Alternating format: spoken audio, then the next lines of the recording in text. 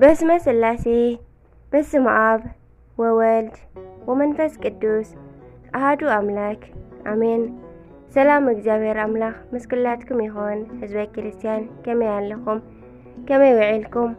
ኣነ እግዚአብሔር ይመስገን። ክብሪ ይስፋሕ መድኃኔዓለም ኣቦይ ልዑል እግዚአብሔር ኣምላኽና ክሳብ ሰዓት እዚኣ እትጸንሕ እስትንፋስ ዓዲሉ ብጸጋን ብጥዕናን ስለ ዝዓቀበና ክብርን ምስጋናን ኣምልኮን ውዳሴን ንዘለዓለም ንዑ ይኹኖ። ከምኡውን ነታረረት ህሊና ቅድስተ ቅዱሳን ንጽሕተ ንጽሓን ወላዲተ ኣምላክ ወላዲተ ቃል ኪዳነ ምሕረት ጽዮን መጸግዒትና ወዳ ብዝሃባ ክብርን ምስጋናን ውዳሴን ይብጽሐያ። ከምኡውን ንኹሎም ቅዱሳን ከከም መዓርጎም እግዚአብሔር ኣምላኽ ብዝሃቦም ክብሪ ብዝሃቦም ቃል ኪዳን ክብርን ምስጋናን ንዘለዓለም ንዕኦም ይኹን ኣሜን። መስከረም ጥቅምቲ ዝንበብ ስንክሳር ድሰምዕ ዘንብብ ፍቕሪ ጎይታ ኣብ ልቡ ይዕንብብ። ጸሎትን በረኸትን ናይ ቅድስቲ ኣርሴማ ምስኩላትና ይኹን። ክብረ በዓል ቅድስቲ ንጽሕቲ ሰማዕት መርዓተ ክርስቶስ ቅድስቲ ኣርሴማ እዩ። ፍልሰተ ዓጽማ ድማ እዩ። ንኹልኹም ኣብ ስደት ዘለኹም ክቡራት የሕዋተይ ህዝበ ክርስቲያን ፍቅርቲ ቅድስቲ ሰማዕት ኣርሴማ ኣብ ትኸድዎ ትምራሕኩም ብድሕረኹም ትከተልኩም ከይትወድቁ ትደግፍኩም ብየማንን ጸጋምን ትቑመልኩም ኣብ ጊዜ ስደት ጸግዕን ጽላልን ትኾንኩም ካብ ኩሉ ክፉእ ዘበለ ድማ ብቃል ኪዳና ተጽንዕኩም ካብ ዝሓመምኩም ሞት ፈውስኩም በረከትን ረድኤትን ናይ ቅድስቲ ኣርሴማ ምስኩላትና ደቂ ተዋህዶ ይኹን።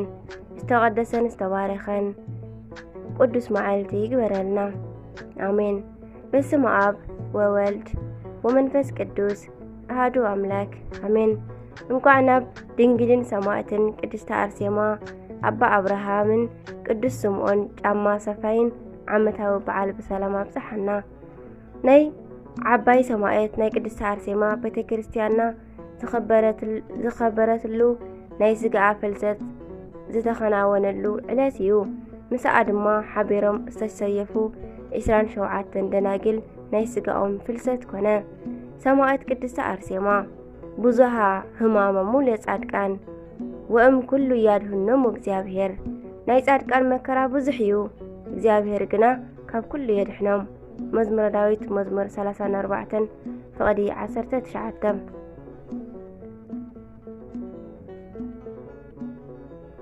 ቅድስቲ ኣርሴማ ወሃሎ ኣሃዱ ብእሲ ዘስሙ ቴዎድሮስ ዘመደ ክቡራን ካህናት ወሌዋውያን ወነገስተ ሃየላን ወአው ሰበ ብእሲተ እምዘመዶም ለካህናት ወሊቃነ ጳጳሳት ስዩማነ ቤተ ክርስቲያን ሩትአነ ሃይማኖት እንተ ስሟ አትሮስያና ቡሩክት ወኮኑ ፈራህያነ እግዚአብሔር ወጻድቃን እምንቱ ወእም ዝስእኑ ወሊደ ወኮኑ መካናተ እስከ ሲበተ። እዚ ማለት ድማ ትርጉም ብትግርኛ ካብ ወገን ክቡራን ካህናትን ሓያላት ነገስታትን ዝኾነ ቴዎድሮስ ዝስሙ ሰብኣይ ነበረ። ንሱ ንሓንቲ ካብ ወገን ስዩማነ ቤተ ክርስቲያን ሩትዓነ ሃይማኖትን ዝኾኑ ሊቃነ ጳጳሳትን ካህናትን ዝኾነት አትሮስያና ዝስማ ብርኽቲ ሰበይቲ ተመርዓወ። ክልቲኦም ፍርሓት እግዚአብሔር ዝነበሮም ጻድቃን ነበሩ። ክሳብ ዕድመ እርግና ዝበጽሑ ድማ ክወልዱ ዘይክእሉ መኻናት ነበሩ ይብል። ስሞም ዘጸውዓ ንእኡ ዘስምር ወዲ ድዩ ጓል ውላድ ክህቦም ብስነ ምግባር ተጊሆም ወትሩ ይጽልዩ ስለ ዝነበሩ እግዚአብሔር ብረድኤቱ በጺሕዎም ሓንቲ ቅድስቲ ውላድ ሃቦም። ንሳ ድማ ስማ ቅድስቲ ኣርሴማ ኢሎም ሰመይዋ። ኣብ 30 ዓመት ዕድመኣ ከዓ ናብታ ብስም እግዝእትነ ቅድስቲ ድንግል ማርያም ትጽዋዕ ቤተ ክርስቲያን ወፈይዋ። ቅድስቲ ኣርሴማ ካብ ህፃንነታ ጀሚራ ቅዱሳት መጻሕፍቲ ተጽንዕ ብጾምን ጸሎትን ተወሲናውን ትጋደልን ተገልግልን ነበረት። ቅድስቲ ኣርሴማ ቆልዓ 15 ዓመት ኣብ ዝነበረትሉ ጊዜ ከሓዲ ንጉስ ዲዮቅልጥያኖስ ዝምራዕዋ መልክዐኛ ጓል ስኢሎም ከምጸሉ ንሰራዊቱ ናብ ኩሉ ግዝኣቱ ኣዋፈረ። እዞም ዝተለኣኩ ወታደራት እናኾለሉ ኣብ ሃገረሮም ኣብ ትርከብ ደብረ ደናግል ገዳም በጽሑ። ካብ ኩለን ኣብኡ ዝነበራ ደናግል ከዓ ንቅድስቲ ኣርሴማ መልክዕ ዝበልጻ ስለ ዘይነበረ መልክዓ እናተደነቁ ስኢሎም ንስእላ ንንጉስ ዲዮቅልጥያኖስ ለኣኹሉ። ንጉስ ድማ ስእላ ርእዩ እምብዛ ተሓጐሰ። ኣብ ኢዱ ከም ዘእተዋ ተኣማሚኑ ከዓ መርዓ ቆፂሩ ንኹሎም ነገስታትን መኳንንትን ዓደሞም። ነዚ ዝተገብረን ክግበር ተቆፂሩ ዘሎን እተን ደናግል ምስ ፈለጣ ድማ ካብቲ ደብረ ደናግል ገዳምን ወፂአን ሃዲመን ኣብ ግዝኣት ንጉስ ድርጣድስ ሃገረ ኣርማንያ ኣብ በረኻ ጫካታት ተሓብኣ። ኣብዚ ቦታ እዚ ብጠቕላላ 75 ሰብኡትን ኣንስትን ካብዚኦም ከዓ እዘን 39 ደናግል ኣንስቲ ብጥሜትን ጽምእን ብስእነትን ሽግርን ይነብሩ ነበሩ። ኣብዚ ምድሪ ኣርማንያ ምህላዋ ዝሰምዐ ንጉስ ዲዮቅልጥያኖስ ካብ ዘላቶ ረኺቡ ክሰደሉ ንንጉስ ድርጣዶስ ኣዘዞ። ንጣዖት ዝሰግድን ኣብ ፀሓይ ዘምልኽን ንህዝበ ክርስቲያን ዘሳቕን ዝስይፍን ዝነበረ ንጉስ ድርጣድስ ድማ ኣብ ግዝኣቱ ንዘላ ቅድስተ ኣርሴማ ወተሃደራቱ ልኢኹ ምስ ምስኣ ዝነበራ ቅዱሳን ደናግል ኣምፅኣ። ንጉስ ድርጣድስ ንቅድስተ ኣርሴማ ብመልክዓ ተማሪኹ ንዓለማዊ ሓጎስን ስጋዊ ድልየቱን ተመንያ። ኣብ ጣዖቱ ከስግዳ እውን ብዙሕ ፈተና። ቅድስተ ኣርሴማ ግና ኣብ ሃይማኖታ ጸኒዓን እዚ ዓለም እዚ ምስ ፍትወታቱ ሓላፊ ምዃኑ ኣሚናን ንኣታቶምን ንኣህዛብን ንምስክር ምእንቲ ክኸውን ብኣይ ምኽንያት ምእንታይ ናብ መኳንንትን ነገስታትን ክትወሰዱ ኢኹም ማቴዎስ ምዕራፍ 10:18 ዝበሎ ቃል ወንጌል ዘኪራን ምእንቲ ስመ ክርስቶስ ሰማዕት ክትከውን ብሃገት ደልየት። ቅዱስ ድርጣድስ ብመንፈሳዊ ጽንዓትን ትብዓታን ቅድስተ ኣርሴማ እምብዛ ተናደደ። ምስ ኩሎም ህዝበ ክርስቲያን ከዓ ብጥሜትን ዋዒ እሳትን ብዙሕ ኣጋፍዓን ኣሳቀያን። ንነቢ ዳንኤል ካብ ኣናብስ ን3 ደቂቅ ካብ እቶን እሳት ዘድሓነ እግዚአብሔር ኣምላኽ ኣብ ኩሉ መከራኦም የጽናንዖምን የድሕኖምን ነበረ።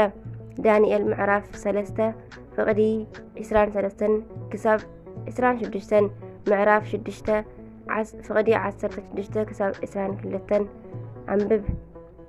ንጉስ ድርጣድስ ከምቲ ዝተመንዮ ስጋዊ ድሌታቱን ሰይጣናዊ ስርሑን ስለ ዘይሰመረሉ ኩሎም ክስየፉ ኣዘዘ።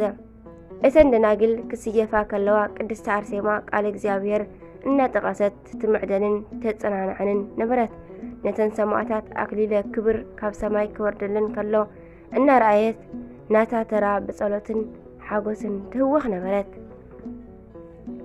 ኣብ መወዳእታ ኪዳነ ተዳየድኩ ምስለ ሁርያንየ ምስለ ሕርየይ ኪዳን ኣተኹ መዝሙረ ዳዊት መዝሙር 89:34 ከም ዝብል ካብ ጎይታናን ኣምለኽናን መድሓኒናን ንጉስናን ኢየሱስ ክርስቶስ ቃል ኪዳን ምስ ተቐበለት ንጉስ ድርጣድስ ርእሳ ክትምተር ኣዘዘ። እቶም ወተሃደራት ድማ ብገመድ ስሒቦም ርእሳን መልሓሳን ቆረጽዋ። ክልቲአን ኣዒንታ ጎጥጒጦም ብምውፃእ እውን ንኣካላታ ብብንእሽቶ መሰርዎ።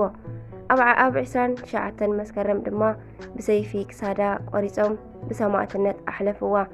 ካብ ክሳዳ ድማ ደምን ማይን ጸባን መዓርን ካብ ነጠብጣብ ዝናመ ክረምቲ ናብ 4 ማዕዘን ወፀ። ንቅድስቲ ነፍሳ ከዓ ቅዱሳን መላእኽቲ ብይባብን ብዝማሬን ብኽብሪ ተቐቢሎም ኣብ ቦታ ዕረፍቲ ኣእተውዋ። ናይ ኩሎም ምስተን ደናግል ዝነበሩ ብድምር 72 ሰባት ሬሳኦም ኣብቲ ቦታ ተረፈ። መሕደሪ ሰይጣን ዝኾነ ንጉስ ድርጣድስ ብእግዚአብሔር ተቐፂዑ ኣእምርኡ ጠፊእዎ ምስ ኣራዊት ይነብር ነበረ። ድሓር ግና ብጸሎት ቅዱስ ጎርጎርዮስ ናብ ልቡ ተመሊሱ ብእግዚአብሔር ኣሚኑ ናይዞም ቅዱሳን ሰማዕታት ኣዕጽምቲ ኣኪቡ ኣብ ጽቡቕን ፍሉይን ስፍራ ኣቐመጦ። ድሕሪ ግዜ ድማ ብብስሞም ቤተ ክርስቲያን ተሃኒጽሎም ካብዚ ቦታ ብዙሕ ተኣምር ተገብረ። ቅድስቲ ቤተ ክርስቲያን ከምቲ ዝክረ ጻድቅ ለዓለም ይህሉ መዝሙረ ዳዊት 112:6 ዝብል ቅድስተ ኣርሴማን ካልኦት ቅዱሳንን ብሰማዕትነት ዝዓረፉላ 29 መስከረምን ቅዳሴ ቤታ ንቅድስቲ ኣርሴማ ድማ 6 ታሕሳስ ትዝክሮን ተኽብሮን ቤተ ክርስቲያንና። ኣሜን። በረኸታ ይሕደረና። አቡነ አብርሃም ወአቡነ ስምዖን ሰፋይ ጫማ። አቡነ አብርሃም እዚ ኣቦ ምስ ስምዖን ሰፋይ ጫማ ጎቦ ዘፍለሰ ዓብይ ኣቦ እዩ። ንኣቦታትና ሊቃነ ጳጳሳት መበል 62 ክኸውን ከሎ ካብ ምብራቕ ሃገር ካብ ቁናዓት ክርስቲያን ወገን ዝተረኸበ እዩ። ንሱ ድማ ኣቐዲሙ ብዙሕ ገንዘብ ዝነበሮ ነጋዲ ክኸውን ከሎ ብዙሕ ምምጽዋት ይፈቱ ነበረ። ምስ መነኮሰ ድማ ትሩፋቱን ተጋድልኡን ኣብ ዝተሰምዐ ግዜ ናይ እስክንድርያ ኣቦታት ምእንቲ ክሸምዎ ተሰማሚዖም ጵጵስና ተሾመ። ንሱ ድማ ኣብ ዘመነ ኤጲስቆጶሳት ንክህነቶም ኢድ መንስኢ መማለዲ ከይቅበሉ ኣወገዘ። ናይ ኣሕዛብ ግብሪ ዘለዎምን ብዙሓት ኣንስቲ ዘእተዉ ሰባትን ምእንቲ ክፈትሑ ብኣዋጅ ኣዘዘ። ነገር ግን ሓደ ግዜ ናይ ንጉስ ጸሓፊ እምቢ ኢሉ ንውሽማኡ ከይፈትሐ ተረፈ። ኣቦዳ ድማ ብዙሕ ግዜ እንተመኸሮ እምቢ በለ። ኣባ ኣብርሃም ሓደ መዓልቲ ናብ ቤቱ እንዳኸደ ከሎ እቲ ውሽማ ዘላቶ ሰብ ከም ዘይረኣየ ኮይኑ ማዕጾኡ ዓፀወ። ኣቦና ድማ ኣብቲ ኣፈት ማዕጾ ን2 ሰዓት ዝኣክል ቆመ። ድሕሪኡ ኣባ ኣብርሃም ናይዚ ሰብ ደሙ ኣብ ልዕሊ ርእሱ እዩ፣ ኣነ ካብ ደሙ ንጹህ እየ ብምባል ጸለየ። እግሩ ኣራጊፉ ኣብ ዝተመልሰ ግዜ ብቕጽበት ናይታ ቤተ መድረኽ ኣብ 2 ተኸፍለ። እቲ ሰብ ድማ ካብ ሽሞት ወሪዱ ብጣዕሚ ድኻ ኮይኑ ብኽፉእ ደዌ ተታሒዙ ኢድን እግሩን ተቆራሪጹ ብኽፉእ ኣማውታ ስለ ዝሞተ ንኹሉ ሰብ መምሃሪ ኮነ። ኣብቲ ዘመን ድማ ናይ ሃይማኖት እስልምና ዝኣተወ ሓደ ኣይሁዳዊ ሰብ ነበረ። ናይ ጭፍራ ሓለቓ ዝነበረ ሰብ ድማ ዓርኩ ስለ ዝነበረ ምስ ዓርኩ ሓቢሩ ናብ ናይ ምስር ሃገር ንጉስ እንዳኣተወ ምስ ንጉስ ይዘራረብ ነበረ። ሓደ መዓልቲ ናብ ምስልምና ዝተቀየረ ኣይሁዳዊ ንንጉሱ ንኤጲስቆጶሳት ኣምጽኣዮ እሞ ክከራኸሮ በሎ። ንጉስ ድማ ንኣባ ኣብርሃም ኣጸዊዑ ኣከራኸሮም። ኣባ ኣብርሃም ነቲ ኣይሁዳዊ ኣብ ቅድሚ ንጉስ ይሕፈሮ።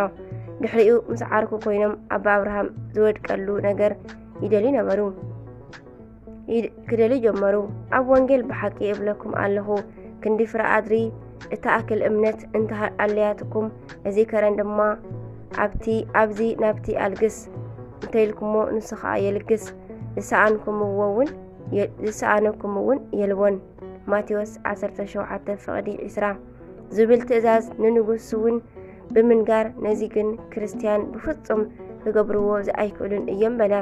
ንጉስ ድማ ደጊሙ ንሊቀ ጳጳሳት ኣባ ኣብርሃም ኣጸዊዑ ናይ ብሓቂ ዶ ከምዚ ዝብል ነገር ኣብ ወንጌል ኣሎ እዩ ኢሉ ሓተቶ። ሊቀ ጳጳሳት ድማ እወ ልክዕ እዩ፣ ኣብ ወንጌልና እምነት እንተኣለያትኩም ነዚ ከረን ድማ ካብዚ ናብቲ ኣልግስ ትብልዎ ንሱ ኸኣ የልግስ ተባሂሉ ተጻሒፉ ኣሎ በልዎ። ንጉስ ድማ በዚ በል ንስኹም ብዙሓት ስለ ዝኾንኩም ናትኩም ናይ ኩልኹም ክርስቲያን እምነት ተደሚሩ ነዚ ጎቦ ዶ ከፍልሶ ይኽእል እዩ፣ ካባኹም ነዚ ገይሩ ዘርእየኒ ሰብ ኣምጽኣለ ይበሎም። ሊቀ ጳጳሳት ድማ መዓልቲ ምእንቲ ክወሃቦም ሓቲቶም ናይ 3 መዓልቲ ዕድመ ተዋሃቦም። ኣባ ኣብርሃም ጳጳሳትን ካህናትን ኣኪቦም ሱባኤ ሓዙ። ናብ ቤተ ክርስቲያን ከይዶም ኣብ ትሕቲ ቅድስቲ ድንግል ማርያም ስእሊ ተንበርኪኾም ናይ ኣምላኽ ኣደ ድንግል ማርያም ኣደይ ብርሃን ዝኾነ ናይ ወድኻ ሓይሊ ግለጽልና እንዳበሉ ንእመቤትና ብጽኑዕ ተማሕፀንዋ።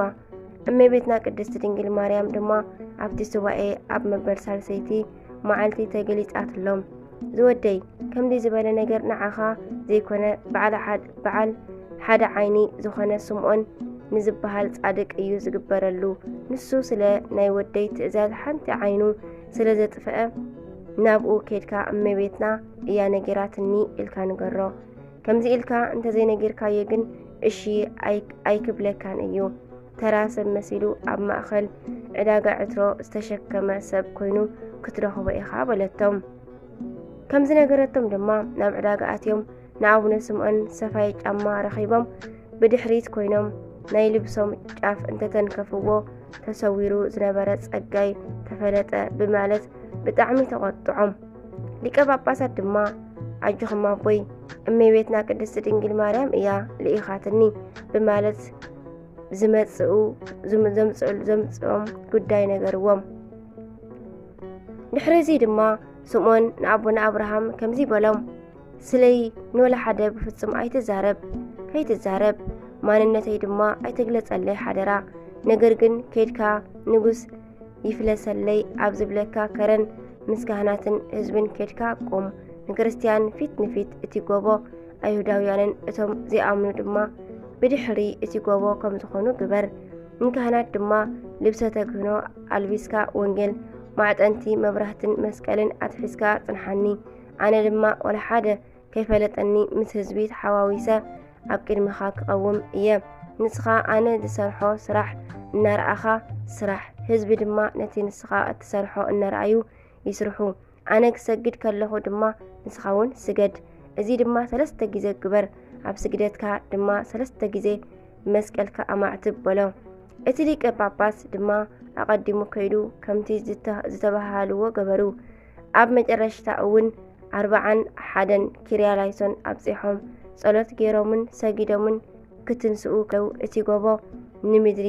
ለቂቁ ናብ ላዕሊ ተንሲኡ ተንስአ በቲ ስራሕ ናይቲ ጎቦ ድማ በዝን በቲ ሓደ ወገንን ዝነበሩ ኩሎም ነንባዕሎም ተረኣዩ እዚ ድማ ሒደት ን3 ግዜ ዝኣክል ተደጋጊሙ ተከናወነ ኣብዚ ግዜ ስለ ቅዱስ ስምዖን ሰፋይ ጫማ ፍጹም እምነት ክበሃል ንሊቀ ጳጳስን ነቶም ኣብታ ሃገር ዝነበሩ ኩሎም ክርስቲያንን ብሓቂ እብለኩም ኣለኹ ክንዲ ፍረ ኣድሪ እተኣክል እምነት እንተኣለያትኩም ነዚ እምባ እዚ ካብዚ ናብቲ ገዓዝ እንተበልኩሞ ይግዕዝ ዘይከኣለኩም ነገር ድማ ይልቦን ተባሂሉ ብጎይታና ዝተዘርበ ቃል ተፈጸመሎም ማቴዎስ 17 ፍቕዲ 21-21 ንጉስ ድማ ብጣዕሚ ብምድናቕ ናብ ኣባ አብርሃም ቀሪቡ እንታይ ክገብረልካ ትደሊ በሎም